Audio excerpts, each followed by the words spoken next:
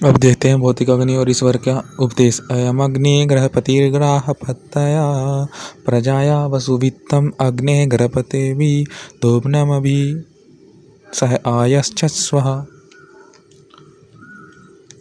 तो एक तरह से इसमें कह रहे हैं कि ईश्वर जो है वो अग्नि स्वरूप है, ज्ञान स्वरूप है। तो हमें जो कोई कार्य करने में कष्ट होता है ना, तो वो कष्ट नहीं होना चाहिए, क्योंकि उस कष्ट को हम समझते हैं कि बहुत बड़ा कष्ट है तो छोड़ देते हैं। कष्ट का तो ये मतलब है कि कष्ट से जो हमारा गुण है हमें पता लगता है कि हमारा गुण ये हम सही हैं नहीं, अपने को एक तरह से कॉन्फिडेंस आता है, हमें अपने को निखारने का मौका मिलता है कि जो मैं सोच रहा था वो सही है नहीं।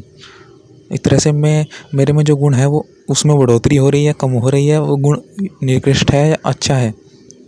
एक तरह से यही कहना चाहते हैं कि गुण को हम कठिनाई से देखते हैं, वरना हमें फिर अपने आप को पहचानने में और कष्ट हो, तो कठिनाइयों से हम जल्दी ही अपने आप को पहचान लेते हैं। ये वास्तविकता है। और एक और वास्तविकता है कि हम मित्र भी इसलिए बनाते हैं कि जैसी मेरी सोच है वैसी मेरी सोच सही भी चल रही है कि नहीं, उसकी ऐसी सोच है तो मेरी भी ऐसी सही सोच चल रही है ना सही।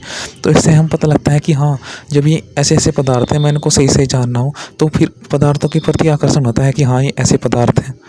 तो फिर हम उस बनाने वाले का, ईश्वर का भी ज्ञान होता है, फिर हम ईश्वर की तरफ जाते हैं कि हाँ ये पदार्थ उसने बनाए हैं, कि ये ऐसे पदार्थ हैं। तो हमें समय देना चाहिए, मित्र को समय देना चाहिए। एक इसमें कहेंगे कि पुत्र मित्र स्त्री और भृत्य आदि को द्रव्य आदि को प्राप्त कराने हुआ, मतलब उनको द्रव्य उन पे विश्वास ना, उनका थोड़ा कभी भी उनका विश्वास कम ना करो। उन पे जो आपके प्रति जो एक तरह से उन्होंने कहा कि ये करो, तो फिर उनका विश्वास ना टूटने दो। और यही है कि क्या जब कोई भृत्य पुत्र आदि के आप उनके कार्य में साथ लगोगे, तो यही पता लगेगा कि हाँ ज्ञान मेरा सही जा रहा है, उनके जैसा उनका है ऐसा ही मेरा ज्ञान जा रहा है क्या नहीं।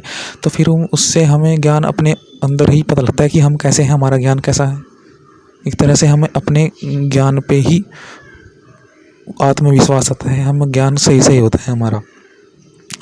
तो यही है, जब तक हम ये नहीं करेंगे, कठिनाइयों से सीखेंगे नहीं, कठिनाइयों से तरह से ये नहीं जांचेंगे कि ये जो मेरे गुण हैं ये सही हैं या नहीं। एक तरह से ये गुण मेरे जो मैं सोच रहा हूँ वो ये व्यक्ति भी ऐसा ही सोच रहा है, एक तरह से ये व्यक्ति भी ऐसा सोच रहा है, तो हम दूसरा साथी चाहिए ना हमें कि जैसा मैं सोच रहा हूँ क्या ये भी ऐसा ही सोच रहा है।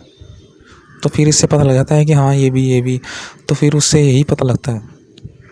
तो यही तो है कि सब द्रव्य प्राप्त करो, कि एक द्रव्य ले लिया, सब द्रव्य सबको द्रव्य का अधिकार है, सबको सुख का अधिकार है। तो फिर हम सोचते हैं कि जैसा मैं महसूस कर रहा हूँ वैसा ये भी महसूस कर रहा है, जैसा ये महसूस कर रहा है वैसा मैं भी महसूस कर रहा हूँ। तो वैसे तो यही तो है ना।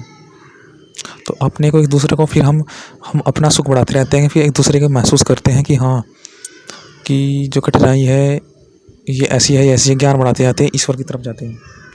उत्तम धन वही तो है कि धन मुझको ये मिल रहा है, मेरा धन उत्तम निकृष्ट तो नहीं है, ये धन मेरी सोच निकृष्ट तो नहीं कर रहा है धन। एक तरह से उत्तम बल को सब प्रकार से विस्तार युक्त करता हूँ, मतलब बल ये मेरा अच्छा है, गंदा है बल, ये मुझे किस तरह से मुझे संशय में तो नहीं डाल रहा धन, या मुझे मेरे में बुराई तो नहीं कर रहा, या मुझे में क्रोध उत्पन्न नहीं तो कर रहा, या मुझे में किसी के प्रति ज्ञान के प्रति कम तो नहीं आकर्षित कर रहा। मुझे ज्ञान ही लेना है यहाँ पर, ज्ञान, मुझे कम ज्ञान नहीं लेना, ज्ञान लेना है यहाँ पर।